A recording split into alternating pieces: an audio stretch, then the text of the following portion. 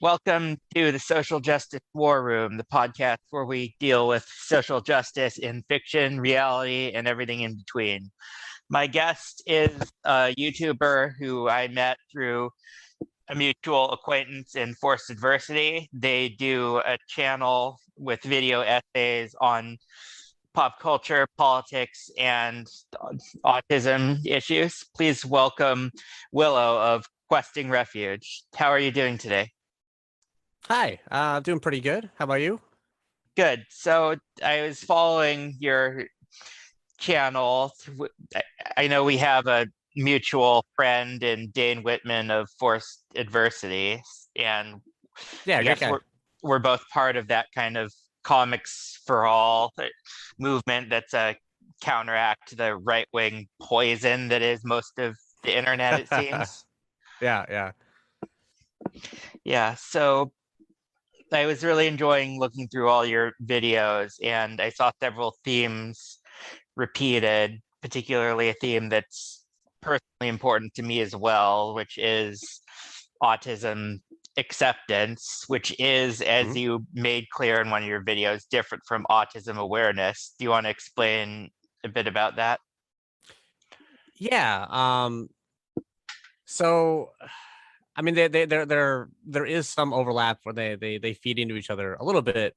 Um, but awareness tends to be very focused on kind of just like charities, random things where it's kind of like, oh, we just want to make people aware of this thing. So like learn about autism, things like that. And the problem with that uh is well, there's a few problems with it, but I guess the main thing is these tend to not center like autistic people. And so one problem that we see is you tend to get organizations who maybe don't have our best interests in mind. There's some particularly bad ones, like Autism Speaks, Yes, quite. and so that's one problem of it. And this is true for a lot of charity stuff, I guess, in general. And then the other issue with that is like it kind of makes like the info like the goal, and like one, that's not a good end goal, and two, um it doesn't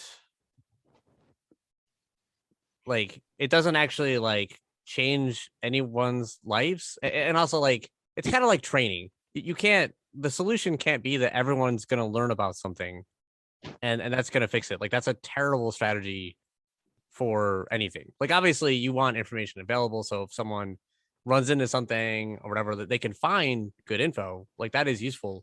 But like there's too many things in the world, like you're not going to be able to look up and learn everything. So I just don't find awareness useful in that way. And so acceptance is more about, actually giving, you know, meeting needs basically. And that could be done in many ways, whether that's, direct money or services or, and a lot of that I was trying to get to in that video is it has to start literally before you're aware. So like when you're a kid, I mean, I got diagnosed late in life, and this is true for a lot of autistics.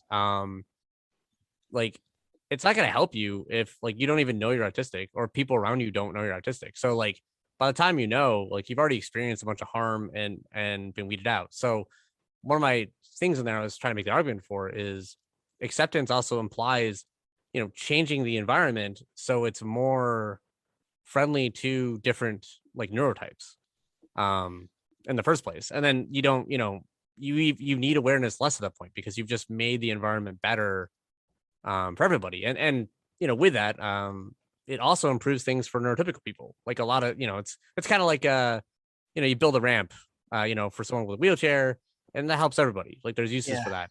So it's the same kind of idea. I was watching your video on the Netflix show Atypical about an autistic high school boy, and watching it was about as pleasant as the time I got food poisoning in terms of the show itself, not your commentary. And in terms of awareness and how it means making you aware, but the context isn't to making people aware in a way that makes autism seem like something that's acceptable. The characters, would it be fair to say that he's very stereotypical?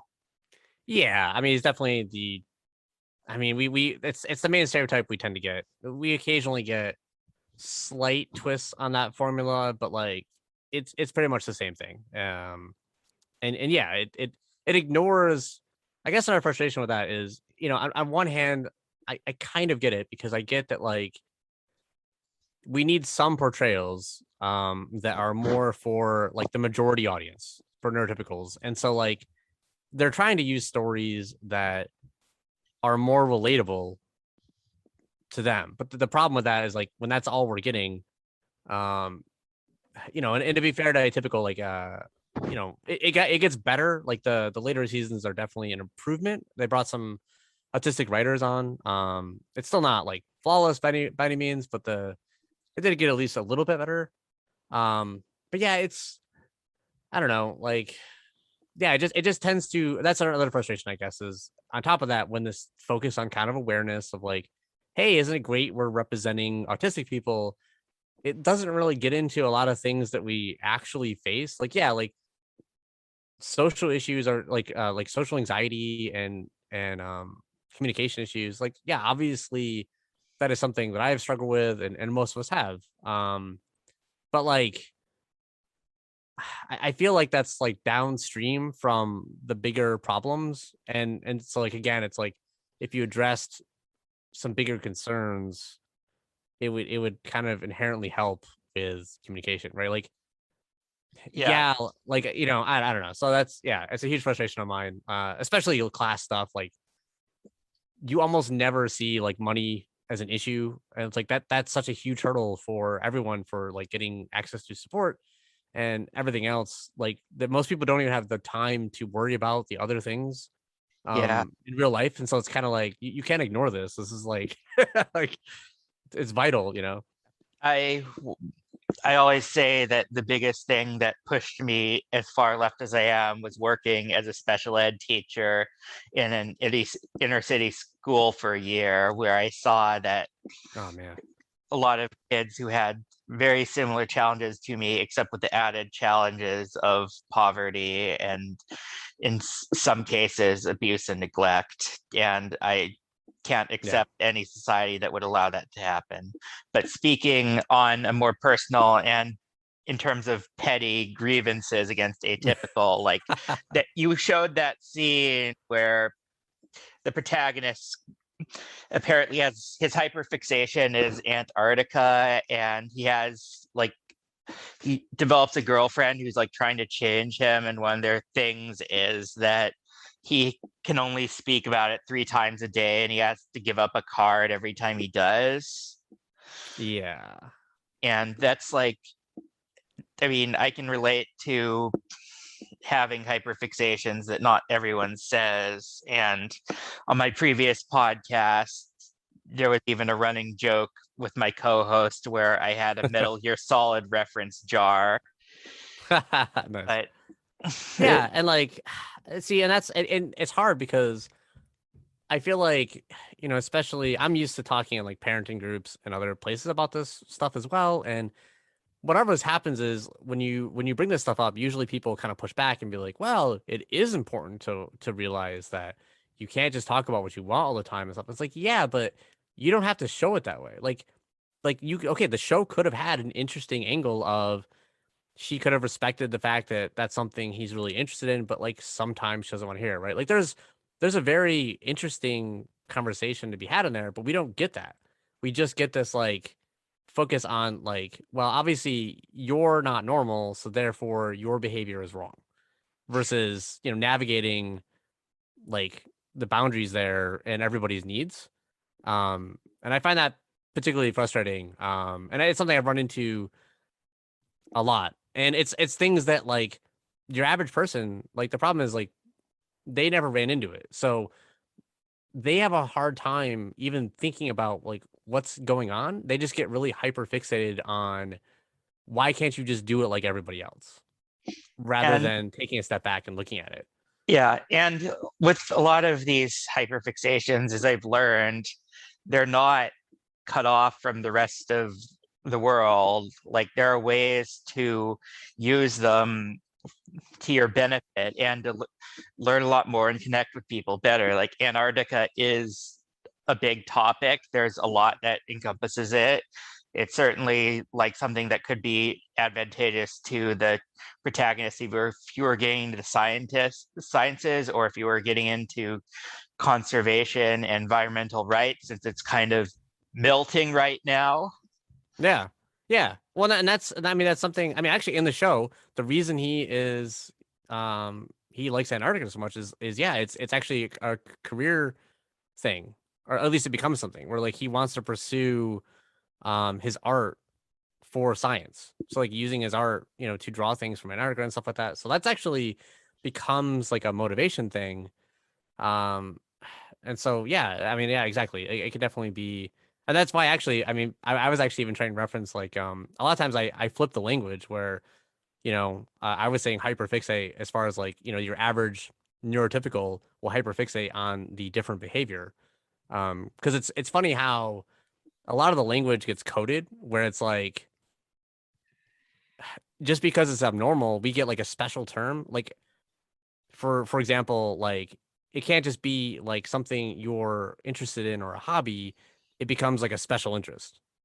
Becomes the terminology. Yeah. And and not all uses of that are like bad or something, but like it's just interesting how everything gets coded where like, okay, so all you're saying is most people wouldn't like really like this thing.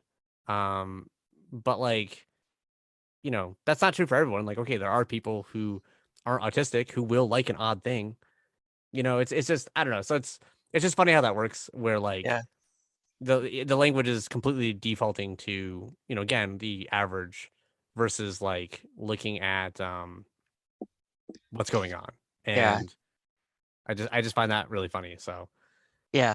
And in in your videos, another theme that comes up as you analyze media is not only the rights and welfare of neurodivergent people, but of people in general, particularly children, because yeah. you use a video on the movie Coraline to make the point about how children are just kind of inherently oppressed. And I know that's a big statement, but it makes sense because they Yeah. have so little power over their lives and they're so vulnerable to the whims of adults, even if the adults don't realize it. Like that whole movie is a good way to set it up because you have the character in this fantasy animated movie. Coraline doesn't really have any friends at first in her new place, and her parents are incredibly busy and they're working very hard for her to support her clearly, but she doesn't know that, and they're extremely rude and dismissive to her. So of course the plot is her going to this fantasy mirror world where she has the other mother who's constantly doting and loving, but ultimately suffocating and a lot worse in that way. Yeah. Yeah. And it's a really important issue. I would say that, I mean, I guess they're linked for me. But like child depression and like the idea of like, child liberation, I guess, is the main thing that probably like changed my politics in a way. Like, so I guess finding out about autism and then also just being a parent myself, and realizing all the things I was doing that, in hindsight, I feel are harmful, things that are considered normal. That got me down a huge path of researching things, and got me thinking about this stuff a lot more. And, I was even thinking about it, you mentioned, your experience in, a classroom with special ed with students, right? And that's exactly what it made me think of is that all this stuff, like the oppression is happening like to the parents and stuff as well. But it's kind of like the children are even a step below that, where like kind of everything is rolling downhill and they really get the worst of it because they don't have any agency. So by the time that they are adults, like most of their environment, everything has been completely out of their control. So it's complete luck whether or not you kind of went through hell or if you are in a good spot. Yeah, it's a pretty frightening responsibility as a parent or a teacher, any kind of role model figure to a child, because even if you mean well, you're not human, you're prone to mistakes and prone to losing your temper, but something Yeah. that just seems like a moment for you can really stick with them. Yeah, exactly. I think one of the things I'm, I guess, proudest of in our household is like, we mess up all the time. Like my ideal, I'll never live up to my ideal. But the main thing that I am proud of, I think, in our household is that you can tell there's a general sense of like safety in that, like our kids, even quite young, feel safe in like calling us out. So like they'll tell us like, "Oh, you raised your voice a little," or you know what I mean, like, um, and so I think the big focus is kind of on like being okay with like being wrong and like Yeah. apologizing and talking things out. So it's like, because yeah, we're all gonna have our own stressors and stuff, and so just having that on the table, I think helps a lot mitigate things because then you get to talk it out more. And I don't know, but I mean, be fair, we obviously we're decently well off. Um, so like I think the main constraint for a lot of people is time. Like I know like the time I act the worst is when I feel like, oh my God, we have to go now. Like, we're gonna be late or there's a appointment or things like that. And so it's the time pressure. And your average parent, like between working who knows how many jobs and everything else, like you're kind of just constantly under this time pressure. And I think that leads to a lot of sucky things because yeah, it's just again, it's just the parents Yeah. are also being under pressure, and so particularly with disabilities, it happens a lot because then they don't know what to do, and all of a sudden there's like an extra thing on their plate of like, Yeah. oh wait, autism, what do I do with that? And then you just listen to whatever the doctor tells you, and unfortunately, there's a lot of not great advice out there, especially in America. Um, the default is pretty awful. In general, it really is completely random depending on what doctor you saw. So And I mean, child welfare and child liberation sounds like a truism on the face of it because, like, who doesn't care about children? But the way it actually manifests in politics, especially on the right wing, is that they romanticize children. They don't actually give a shit about the things that materially affect them. oh yeah, like this is the way I always distinguish it is you can tell very easily by certain wording. So for example, with right wingers, the focus is on parental rights. And that's never my focus. I never care about my rights as a parent. I only care about my children's rights. And now occasionally that means that the way that's gonna happen is because I'm able to do that, but I'm doing it on their behalf. So there's a distinct difference there. So like um right wingers are always worrying about like they want control to do what they want. And so they just want to be able to exert their control on their own children. Um, and yeah, especially obviously religion and other things are overlap with that. Not always, but like it can. Yeah. Um, but yeah, and so It's like like, that's usually how you can tell in my mind whether or not someone's talking from a more kind of like left perspective or like right perspective. Is you'll see the difference in wording of like this person's talking about children's rights and this person's talking about leave the children alone, is up to the parents yeah. kind of thing. It, and of course, they always project the things that affect children and hurt them to like some mysterious outside force, like the satanic panic, or now QAnon and the cabals of child sacrificing. It, Yeah, it's really and that frustrating. I hate how makes they co-opt that stuff. and they make it harder to actually help people in real life who deal with real abuse, which is often not coming from like some monster in the bushes, but from within the house. Yeah, exactly. Yeah, I mean that's the thing. Yeah, it's you know, um, yeah, everyone knows of like stranger danger and all this stuff where it's like, yeah, that's not super likely compared to like people you actually know, right? Like that's a far more likely problem for most kids. Yeah. So it's interesting, and and that's the other thing with that is like we kind of ingrain um culturally it tends to ingrain kind of like isolating the kids more where it's like you only turn to your family, don't go elsewhere. um it's like Stranger Danger being a good example, where instead of having like a conversation about, maybe specific scenarios, the teaching is kind of more like you don't talk to anybody. But obviously, in many situations, on average, like if you needed help, you should turn to someone, even if you don't know them. And so, that tends to get overlooked. And so I always find that problematic because it's like, well, we're like a lot of cultural stuff is actively isolating children more, as time goes on in a way. So that a lot of it is, as usual, a uniquely American problem in the way everything is so hyper atomized and individualized without oh any yeah, care of I the mean, if you look at systems. somewhere like South Korea or somewhere, my understanding is there, like, culturally, it's very normal for a kid to be out basically most of the day. Things are much more communal, like eating out or playing games, stuff like that. They'll have like, uh PC centers kind of thing and stuff like that. So like it's much more normal in other cultures for kids to do their own thing more and get out. But yeah, it's definitely a bigger thing here where we've gone more and more direction of being more individualized and atomized, like you said. Yeah. In One of the reasons I set up this podcast is because, well, representation in media is obviously not the entirety of what we need to do to make the world better.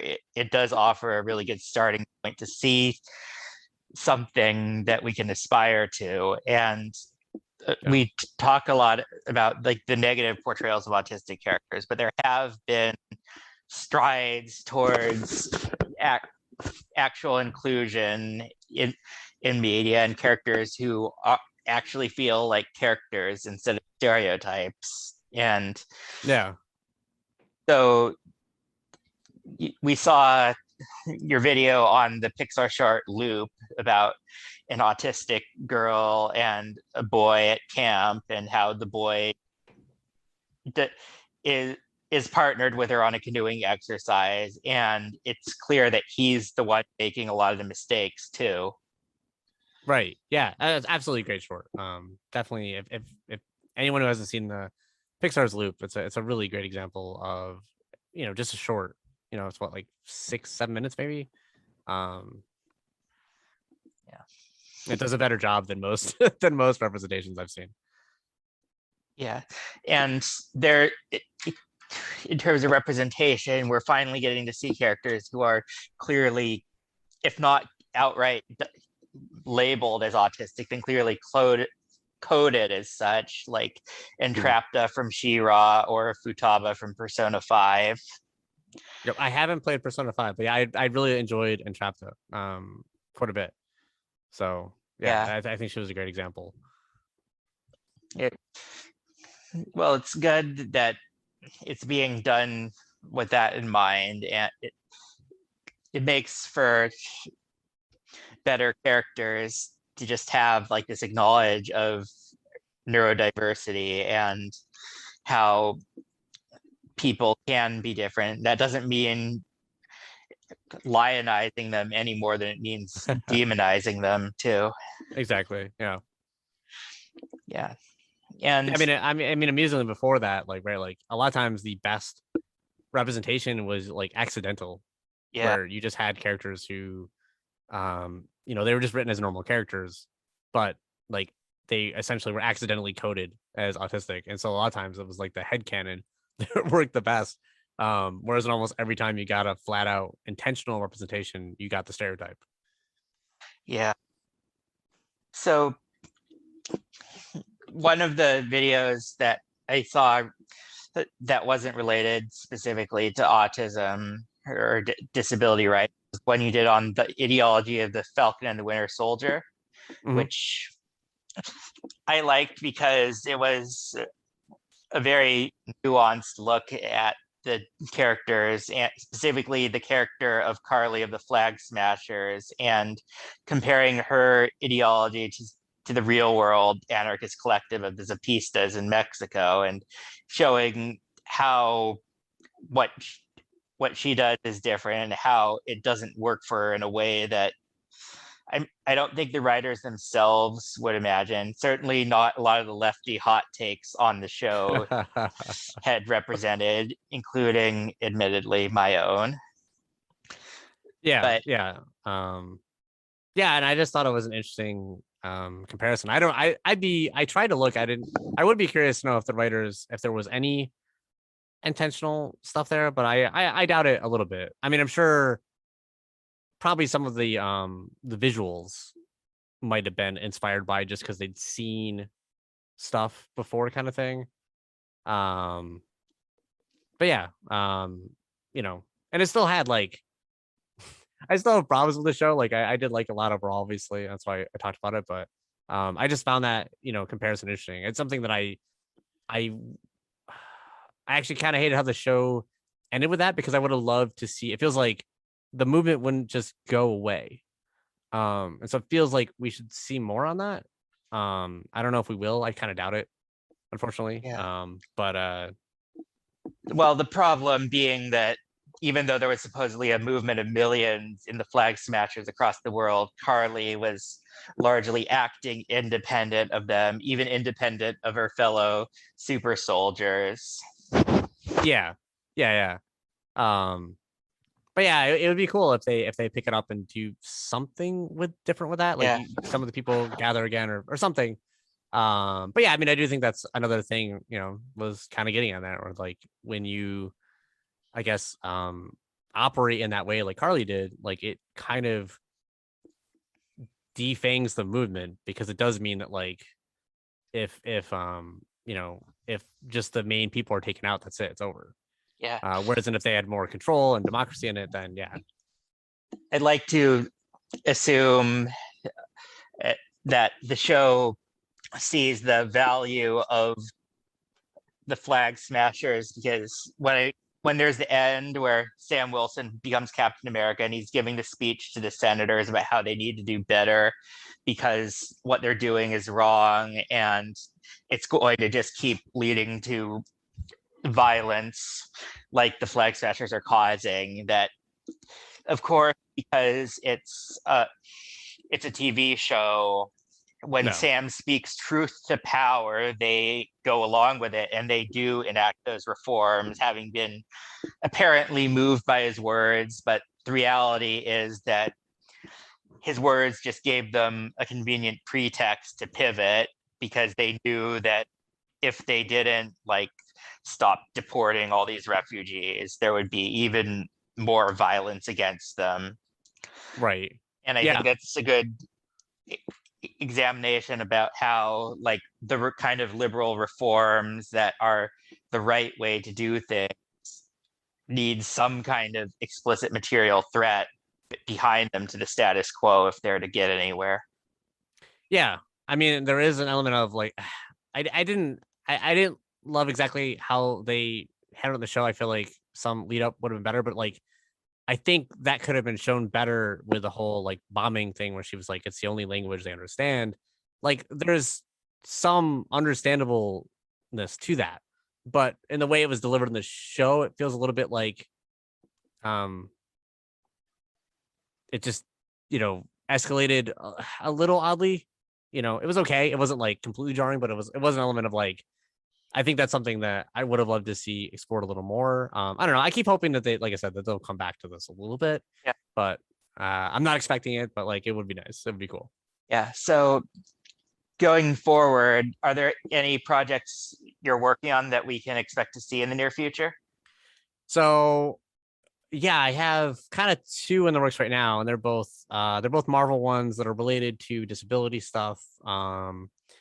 I have one on Hawkeye talking about the importance of the representation, and I was very surprised by the representation of disabilities in that, both for deafness and just, she's also Maya is disabled in other ways as well, and then also Clint's hard of hearing.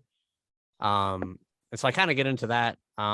There's an important scene in there where they kind of push back on the idea of like, normally we see narratives about like kind of overcoming and fixing disabilities.